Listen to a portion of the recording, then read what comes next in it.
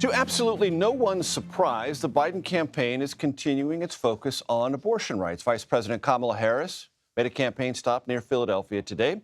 Comes as CBS News polling finds the presidential race is neck and neck in Pennsylvania. 55% of voters in the Keystone State say President Biden makes them feel, quote, worried.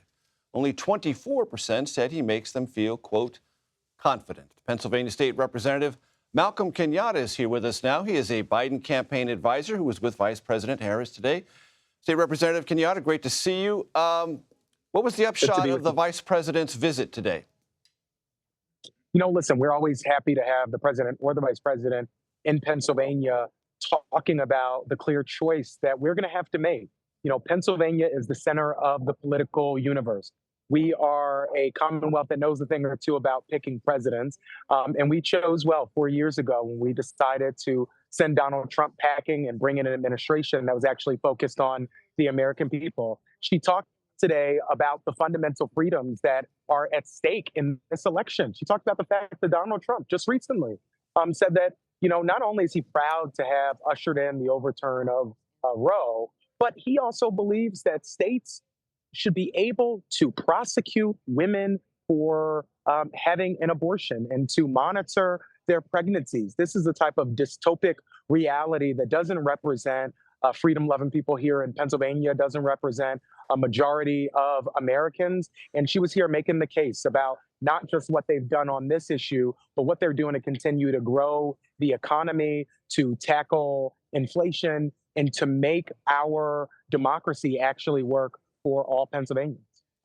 Do you sense that current polling does not adequately capture voter intensity on this question of reproductive freedom or access to abortion? You know, listen, what I would say is that we have to look at actual elections. Every single time the issue of abortion has been on the ballot, or voters have had to choose folks who defend their fundamental freedom to make their most intimate decisions, and those who oppose the fundamental American freedom to decide your life's course. People have chosen freedom every time. And I think they're against not just Donald Trump's bad ideas on abortion, but they're against this idea that the way to continue to grow our economy is to put all of it into tax breaks for the wealthiest Americans. They disagree with Donald Trump, who said to his billionaire friends at Mar-a-Lago, I'm going to cut your taxes again, going even further than he did in the 2017 tax bill, which was a disaster for middle class and working class families.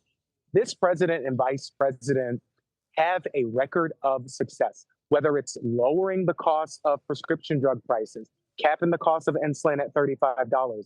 And I know that, you know, you as somebody who talks to me and other candidates all the time, you've heard these things, you've heard them over and over again. But there are a lot of voters who don't know the full suite of things that this administration has accomplished. And it's our job, and it's the job of this campaign to go out and tell that story. And the good news for us is we have good candidates and we have a good story to tell. And I would take that hand over bad candidates with bad ideas any day of the week.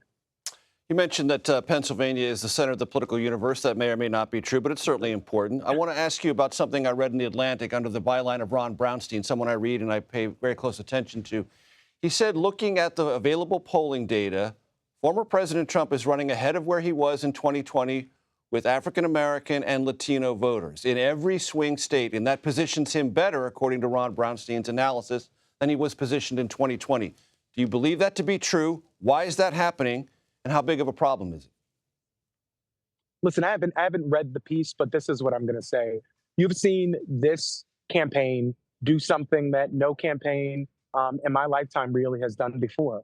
They are treating every single group of voters with respect, not assuming that any one group is going to come out and vote for you if you don't go and talk to them and make the case. And that's what they're doing with the Black community. You see us just recently, we opened not only a bunch of coordinated campaign offices all across Pennsylvania, I believe we're at 14 at this point, but the campaign just opened a community campaign office in North Philadelphia. I was happy to be there at that opening. And what we're hearing African-American voters talk about, what we're hearing young voters talk about. I happen to be in both of those buckets. I'm asking a very simple question about who do I believe actually cares about my future? Who do I believe actually gives a damn about me?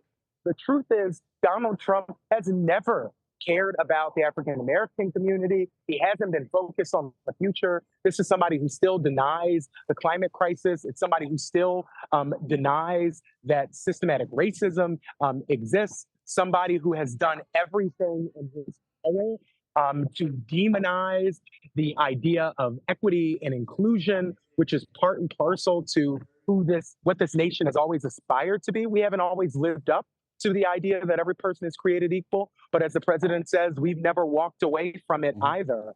This is one of those moments where we have a clear contrast. It's a contrast we see playing out every single day. You know, I'm the youngest person, I believe, ever on the ballot statewide here in Pennsylvania. And I think I speak for a lot of those communities, and they're going to vote for President Biden. I'm confident of it. Malcolm Kenyatta, thank you very much for your time.